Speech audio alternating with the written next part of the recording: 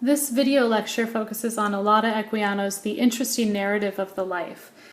And we're going to hone in on one particular puzzle in this lecture.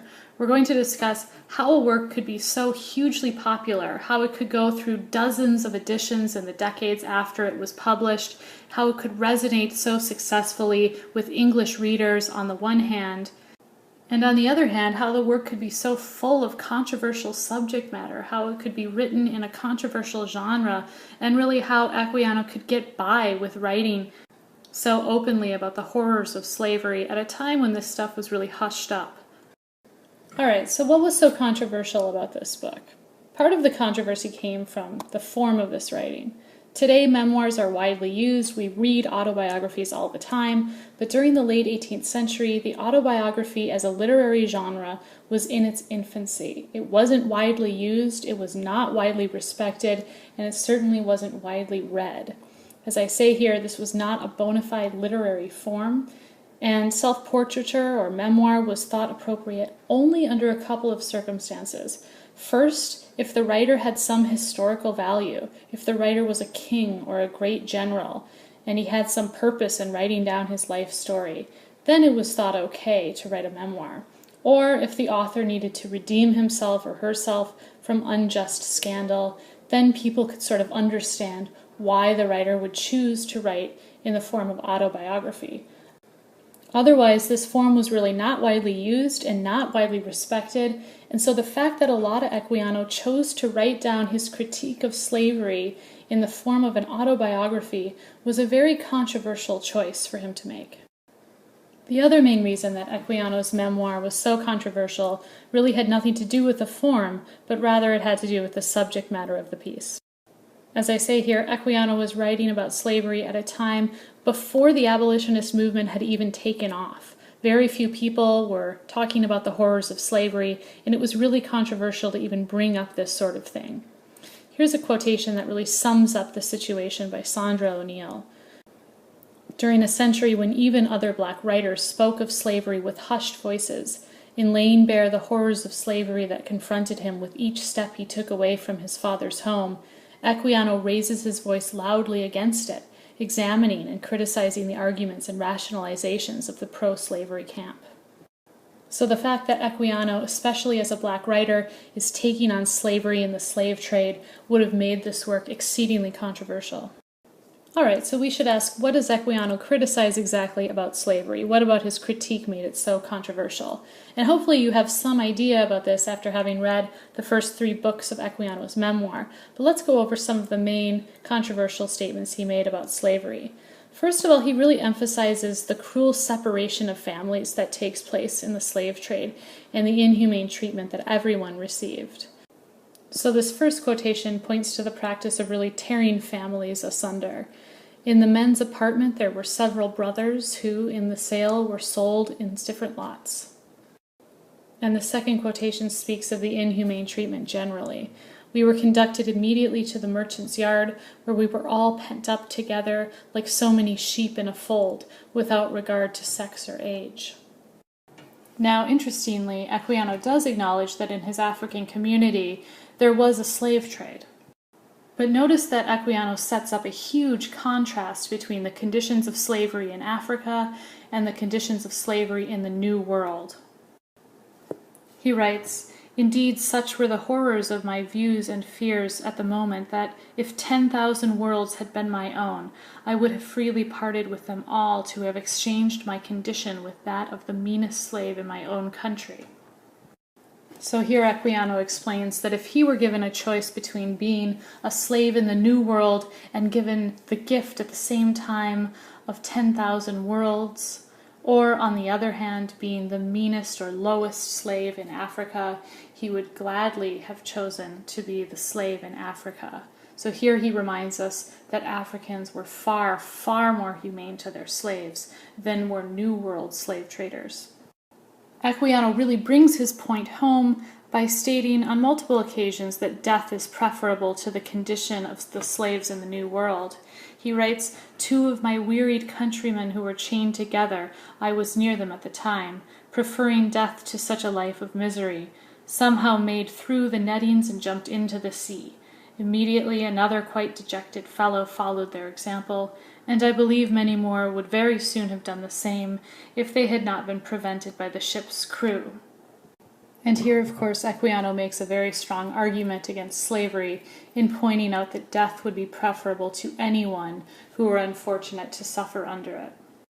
Here's another really controversial piece of commentary from Equiano's narrative. He exposes the brutality and brutishness of white slave traders. He writes, "But still I feared I should be put to death.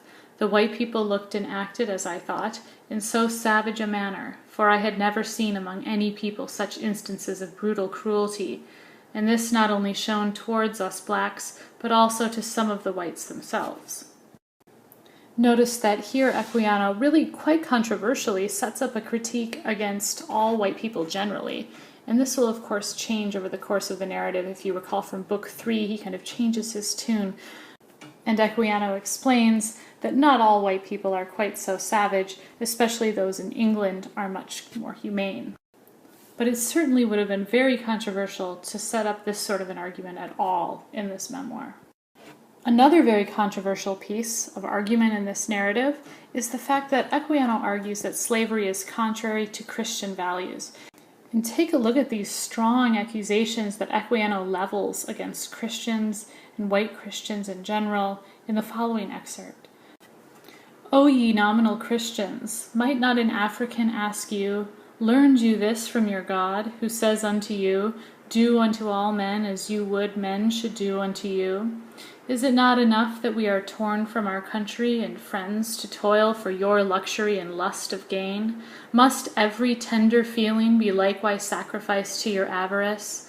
Are the dearest friends and relations now rendered more dear by their separation from their kindred, still to be parted from each other, and thus prevented from cheering the gloom of slavery with the small comfort of being together, mingling their sufferings and sorrows? Surely this is a new refinement in cruelty."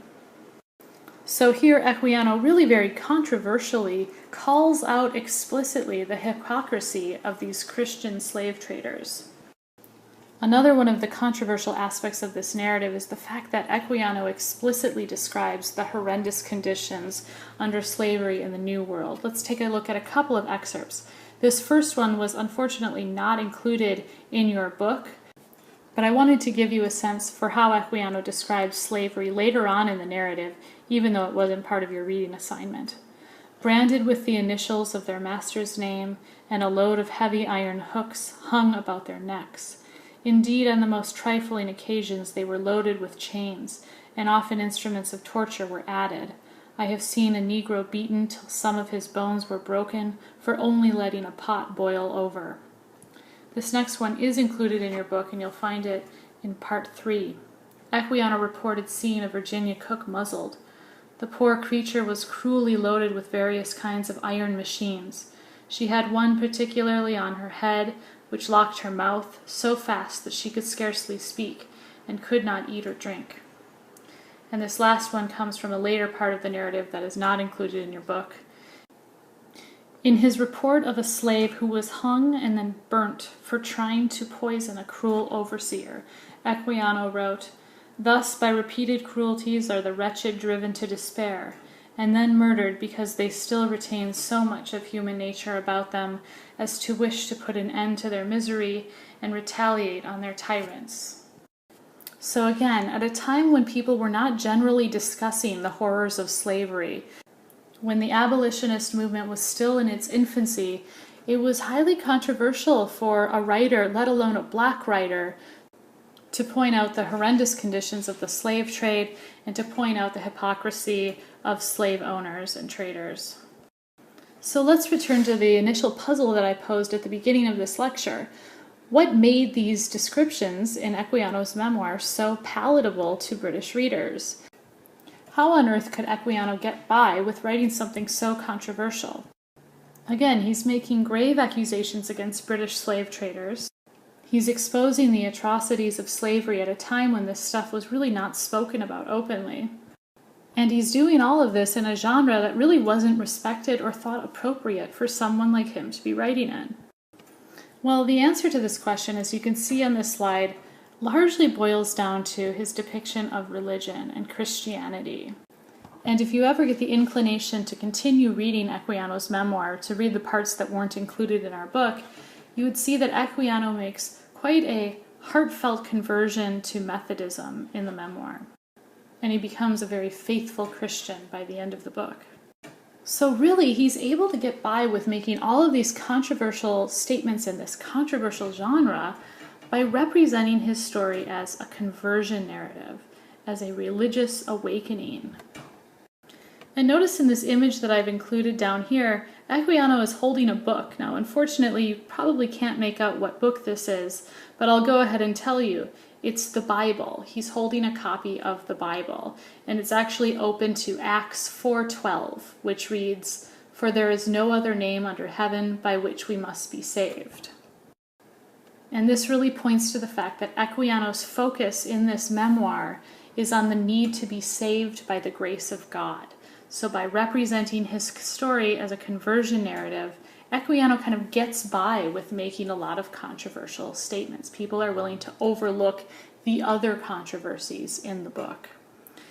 As I say here, Equiano uses Christian principles to show the horrors of slavery. He's really arguing with his readers on their own terms. He's pointing out how slavery is not just unjust, but that it's also contrary to the teachings of Christ and the teachings in the Bible. And lastly, as I mentioned a moment ago, there's an enormous focus in the later parts of the memoir on Equiano's conversion to Methodism. So the later parts of the memoir in some ways actually do read like a traditional conversion narrative. So we can see from all of this that Equiano's controversial writing about slavery, in a controversial genre no less, becomes acceptable and even laudable and highly successful when it's framed as a Christian conversion narrative. If Equiano hadn't framed his memoir as he did about being saved by the grace of God, this book likely would not have been so successful, and it may have even been banned. So again, the book's Christian principles really help to explain its popularity and success during the late 18th century.